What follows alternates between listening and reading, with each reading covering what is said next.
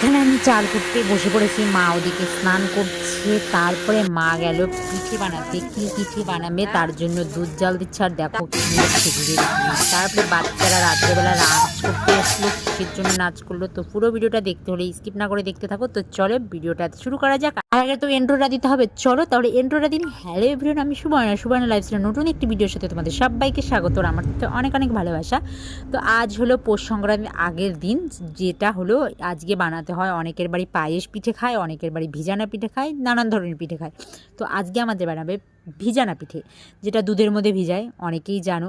তো এখানে চাল টাল কুটা হয়ে গেল। তো তারপরে এখানে হলো আমি সন্ধ্যা হয়ে গেছে, এখানে চলে এসেছি ঠাকুমাদের এখানে, মানে কাকিদের এখানে। কাকি দেখি দুধ জাল দিচ্ছে আর আমাকে দেখাচ্ছে, দেখ কেটে টেটে গেল নাকি, গুড় দিলে কাটবে নাকি। তো আমি এখানে হালকা হিট দিয়ে জাল দাও, তাহলে গুড় মানে দুধটা কাটবে না। তো এখানে আর ওই সসপ্যানটার মধ্যে পিঠার গুলাটা গুলিয়ে রেখেছে। তারপরে আমি চলে গেলাম মায়ের ওখানে। মা দেখি এখানে পিঠার ডো করে নিয়েছে, আর ওদিকে দুধ জাল দিচ্ছে, যেটা হবে ভিজানা পিঠা। ভিজানা পিঠা কার কার খেতে ভালো লাগে অবশ্যই আমাকে কমেন্টে জানিও। আমারও ভালো লাগে, আমার পাটিসাপটা পিঠাটা ভালো লাগে, দুধ পুলি ভালো লাগে, বাট কুড়ি পিঠাটা অতটা আচ্ছা লাগে না। কিন্তু আমার ভিজানা পিঠা, পাটিসাপটা, কুলি পিঠা মানে দুধ পুলি এগুলো খুব সুন্দর লাগে। তো তারপরে মা এখানে দুধ জাল দিয়ে নিচ্ছে গুড় দিয়ে, আর আমার মেয়ে ওদিকে বারবার মা উঠে পড়েছে, আমি কিছুই করতে পারছি না। তারপরে মার দুধ জাল দেওয়া হয়ে গেল। এখন মা পিঠা বানাচ্ছে, যেটা হলো চিতই পিঠা বলে।